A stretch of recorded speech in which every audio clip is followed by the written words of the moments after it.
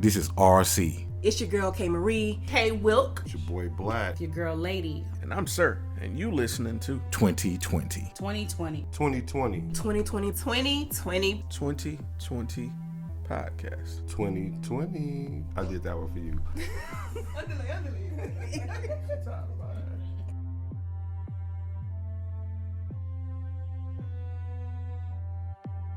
Thank you for tuning in to another episode of A Business Minute. I'm your host, Sirr, and today I have a special guest, Miss Andrea Hudson of Trinity Taxes. How are you doing today, ma'am?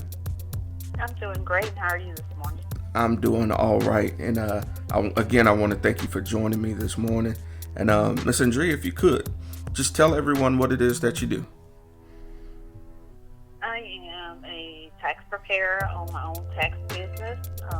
I've been doing taxes for over 25 years, but this year I stepped out on faith and got a brick and mortar building of my own.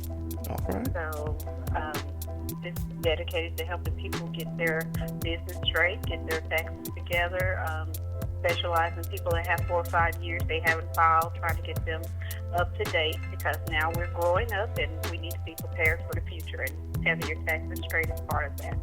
I hear that. And you mentioned you've been doing this for 20 plus years. I wanted to ask, what inspired you to start? I love numbers, and back 20-some years ago, it wasn't a big business, but people needed help because people didn't understand. If they do today, they still do not really understand all the tax laws. And so just the helping spirit inside of me wanted to help people make sure they did that right and got back what they deserve. Right. Yeah, I definitely appreciate that, because I'm one of those who does not, and I'm not afraid to admit it. All right, so let me ask, with doing this for 20 plus years, there's plenty of experiences. So at any point in time, what obstacles did you encounter along the way of earning this much experience? Really wasn't obstacles at the beginning. Now there's more obstacles because there's all these tax programs and all these tax preparers, of course, and people are seeing that there are people out there that aren't out for your best interest.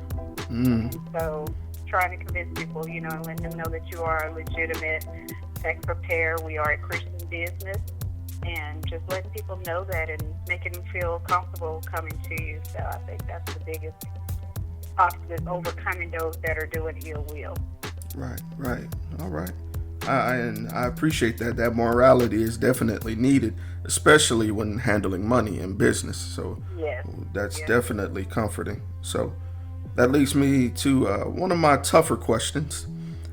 With doing this for so long, I'm sure there's some experiences that you could share in how do you manage to balance work and your personal life? During tax season, there's no life. From about December to May, June, there's no life. It's usually 7 days a week. People call all times of day, night, weekends. It doesn't matter. And like you said again, when you're dealing with people's money and livelihood, some of them, there's their livelihood is getting that check. So you have to be open. So pretty much, like I said, during tax season, there's no life.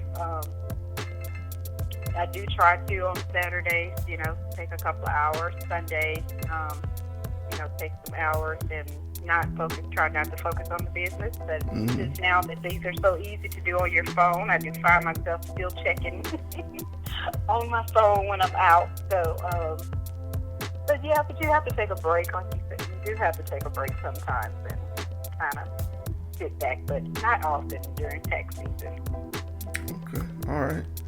And so that leads me to one of my more positive questions. Was there any memory so far over this course of time that you found to be the most memorable? Most memorable.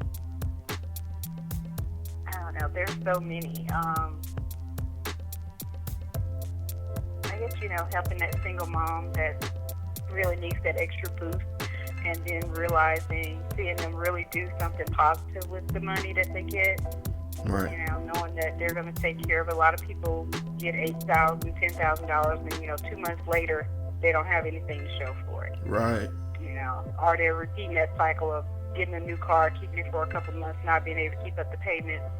But seeing a young mom that's, dedicated, she has her mindset, has her plan of what she's going to do with her money for her children, trying to improve herself and their living arrangements, and seeing her actually apply those monies to those things. So those things are a bonus that makes you feel good that you actually help someone that's doing good. Right. All right. So getting started, when following a dream and a career path like this, always has its shares of ups and downs. So I wanted to ask, at any point, did you feel that you wouldn't be successful? And if so, who or what changed your mind? Actually, I'm going through that right now. Because, as I said, this is my first year having a brick and mortar business of my own. I've always done it from home, or the last 3-4 years I've managed the office for another business, and so this is my first time stepping out by myself. And you have that brick and mortar bill, and you have those other responsibilities that come with that. And so that has been a struggle to stay focused and stay positive that it's going to work. First year in business is always the hardest.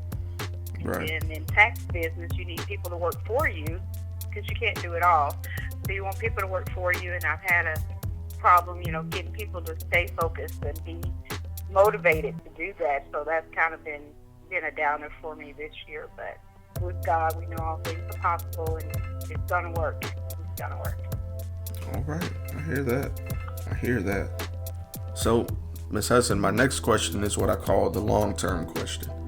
So I wanted to know, where would you like to see yourself with your brand and your business in the next year, 3 years, and 10 years?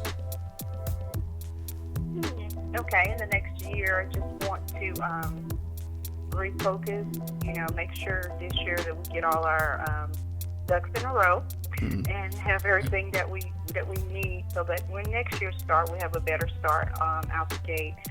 And I did learn from the beginning of this year, about training people and getting them early and getting them motivated early in order to be a tax preparer. And their success is my success. So putting more into the training for that. 3 years, hopefully have 4 or 5 different offices across town in different places. I do have some tax preparers that are in Georgia. I have one in Texas, so setting up offices for them would be a plus. 10 years from now, 10 years, hopefully I won't have to do taxes. I can get back and have people trained and trustworthy that I can trust to run offices all over, and not actually have to sit and do that myself. So that would be a good 10-year plan. Okay. Well, I definitely could see you doing this, and I love your enthusiasm and your positivity. So, and with you being a Christian brand, of course, you keep God first. So, I definitely can see yourself moving forward with this ideal. And so that leads me to my final question, which is personally my favorite. I always say that on every interview, because I dedicate this question to that person who's listening. So what words of encouragement would you have for that person who's just starting, who's stepping out on faith to roll the dice on themselves? What words of encouragement would you have for them?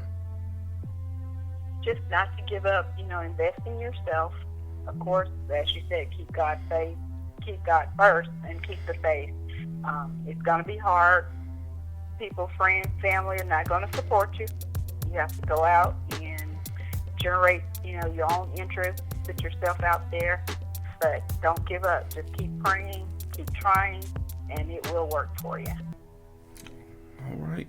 Well, I love it, Ms. Hudson. Again, it's been a pleasure. And if anyone wanted to get in contact with you, whether it be work related, or if they had any tax questions, or they maybe want to do business with you, how could they get in contact with you? So it's Andrea Hudson at Trinity Taxes. I'm on Facebook, Trinity Taxes. Also, email transitaxes8h@gmail.com. And my number is 251-327-4343.